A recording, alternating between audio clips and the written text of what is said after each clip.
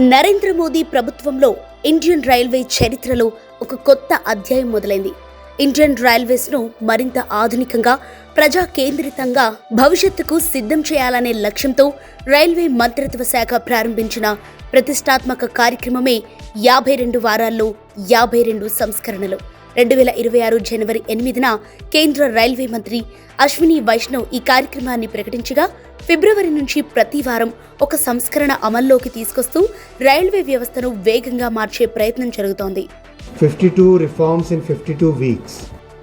ఈ సంస్కరణలో మొదటిది ప్రయాణికుల అనుభవాన్ని పూర్తిగా మార్చే ఎండ్ టు ఎండ్ నిరంతర శుభ్రత విధానం. ఇప్పటి వరకు శుభ్రత ప్రధానంగా రిజర్వ్డ్ కోచ్లకే పరిమితమై ఉండేది. కానీ ఇప్పుడు తొలిసారి జనరల్ కోచ్లను కూడా అదే ప్రమాణాలతో శుభ్రంగా ఉంచే విధానం అమల్లోకి వచ్చింది.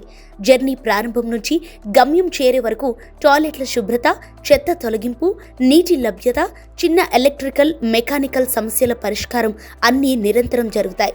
ప్రత్యేకంగా ఏర్పాటు చేసిన వార్ రూమ్ కంట్రోల్ సెంటర్ల ద్వారా లైవ్ ఇమేజ్ మానిటరింగ్ చేస్తూ నాణ్యతపై రియల్ టైం పర్యవేక్షణ ఉంటుంది.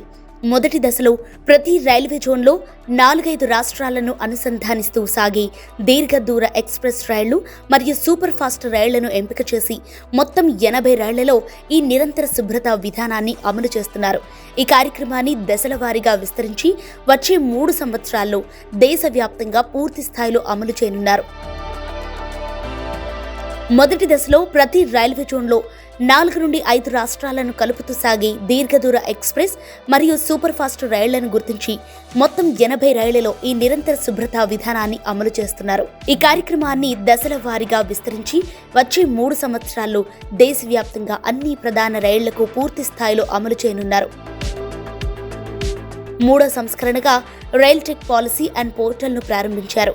దీని ద్వారా స్టార్టప్లు, ఆవిష్కర్తలు, పరిశ్రమలు నేరుగా రైల్వే అభివృద్ధిలో భాగస్వాములుగా మారనున్నారు.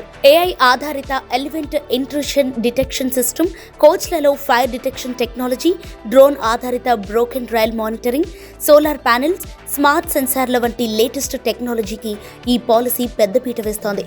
ప్రోటోటైమ్ అభివృద్ధికి గ్రాంట్లు గణనీయంగా పెంచడంతో పాటు విజయవంతమైన ఆవిష్కరణలకు దీర్ఘకాలిక ఆర్డర్లు ఇస్తామని రైల్వే శాఖ స్పష్టం చేసింది.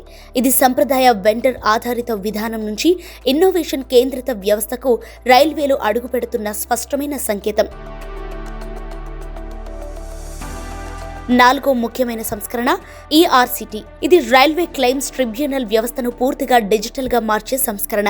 ఇకపై పౌరులు ఎక్కడి నుంచైనా ఎప్పుడైనా 24/7 ఆన్లైన్లో క్లెయిమ్స్ దాఖలు చేయవచ్చు. Case information system, document management system, AI ఆధారిత ప్రాసెసింగ్ ద్వారా కేసుల పరిష్కారం వేగవంతం కానుంది.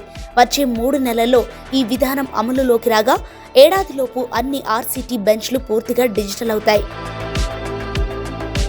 మొత్తంగా చూస్తే 52 వారాల్లో 52 సంస్కరణలు అనేది కేవలం ఒక ప్రకటన కాదు. ఇది శుభ్రమైన రైళ్లు, వేగవంతంగా సమస్యల పరిష్కారం, న్యాయం, సరుకు రవాణా, అత్యాధునిక సాంకేతికతతో కూడిన సౌకర్యాలు, ఇవన్నీ రైల్వేల భవిష్యత్తుకు స్పష్టమైన రూట్ మ్యాప్. ప్రయాణికుడి రోజువారీ అనుభవం నుంచి దేశ ఆర్థిక వ్యవస్థ బలోపేతం వరకు భారత రైల్వేను మరింత సమర్థవంతంగా, పోటీ సామర్థ్యంతో భవిష్యత్ అవసరాలకు సిద్ధం చేసే విప్లవాత్మక అడుగులుగా ఈ సంస్కరణలు నిలుస్తున్నాయి.